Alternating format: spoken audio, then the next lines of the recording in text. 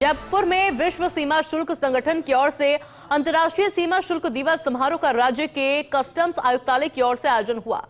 आयात निर्यात सेवाओं में विभागीय योगदान देने वाली संस्थाओं के प्रतिनिधियों, बेहतर कार्य प्रदर्शन करने वाले कस्टम विभाग के अधिकारियों व कर्मचारियों को सम्मानित किया गया है। खास बात यह भी रही कि अवकाश के बावजूद कार्यक्रम में कस्टम विभाग के अधिकारियों व कर्मचारियों के साथ सेवानिवृत्त हो चुके कर्मचारियों ने बढ़ चढ़कर हिस्सा लिया। रिपोर्ट देखिए।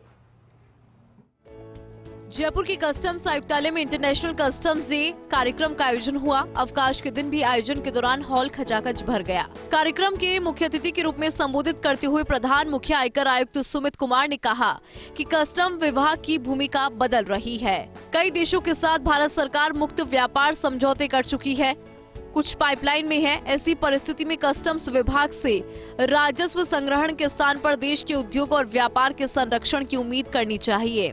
सरकार का प्रयास तो यही रहा है कि इस कस्टम रूल को सरल से सरल बनाया जाए और आगे भी मुझे पूर्ण विश्वास है कि दिशा में प्रगति होती रहेगी। वर्ल्ड कस्टम्स डे एक बहुत ही महत्वपूर्ण अवसर है जिस पर हम न केवल देश भर बल्कि दुनिया भर के जो कस्टम अधिकारी और कर्मचारी हैं उनका अर्थव्यवस्था में जो योगदान है और सीमाओं को अवैध आयात से मुक्त रखने का जो उनकी कोशिशें हैं उनको हम पूरी तरह से पहचानते हैं और उसको सम्मान देते हैं और उन ऐसे अधिकारियों को हम सम्मानित भी करते हैं।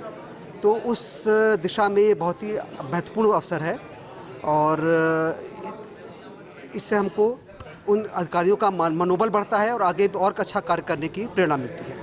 कार्यक्रम की अध्यक्षता करते हुए राज्य के कस्टम्स आयुक्त R.K. चंदन ने कहा कि कस्टम्स का कार्य देश को अनावश्यक और अवैध आयात को रोकना और अधिकतम निर्यात को बढ़ावा देना है। राज्य में विभाग ने कस्टम्स प्रक्रियाओं के सरलीकरण के साथ सुविधाओं में बढ़ोतरी का प्रयास किया, जिसका प्रमाण प्रदेश के बढ़ते निर्यात आंकड़े हैं। उन्होंने विदेश जाने वाले युवाओं को तस्करों से सतर्क रहने और उनकी झांसे में नहीं आने की भी अपील की है। जागरूकता के लिए मैसेज ये है कि इसमें मैक्सिमम जितने भी पकड़े गए, चाहे सोना हो या अपना ये NDPS वाले ड्रग्स हो, इसमें नए लड़के ज़्यादा है। और जैसा मैंने आपको कहा कि उनको शुरू में बड़े सुनहरी बाग दिखाए जाते हैं, रोजी पिक्चर्स दिखाई जाती है और बाहर ले जाते हैं, फिर उनको वो स्ट्रैंगुलेट करते हैं, उनके पास पैसे ख़त्म हो जाते हैं और बहुत बार वो शिकार होते हैं इस बात का कि वापस लौटने के लिए उनकी नाजायज़ शर्तों पे वो लोग आए।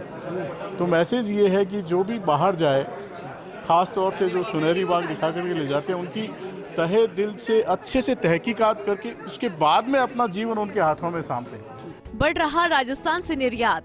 2019 से 20 में 11,393 करोड़, 2020 से 21 में 12,060 करोड़, 2021 से 22 में 19,872 करोड़, 2022 से 23 में 21,980 करोड़, 2023 से 24 में 22,434 करोड़, 2024 से 25 में 24,548 करोड़, 2025 से 26 में 19,880 करोड़, जनवरी 2026 तक। कस्टम्स की ओर से निर्यातकों को दी जाने वाली सुविधाओं और सेवाओं के दम पर ही राज्य से होने वाले निर्यात में बढ़ोतरी का रुख जारी है। जनवरी 2026 तक के कस्टम्स के निर्यात आंकड़ों के अनुसार राज्य से होने वाले निर्यात में सर्वाधिक भागीदारी 2,771.95 करोड़ रुपए के निर्यात के साथ रत्न और आभूषण उद्योग की है। इसके बाद 2,103.12 करोड़ रुपए के साथ वुडन फर्नीचर का है। राज्य में कस्टम्स के सामने चुनौतियां कम नहीं है।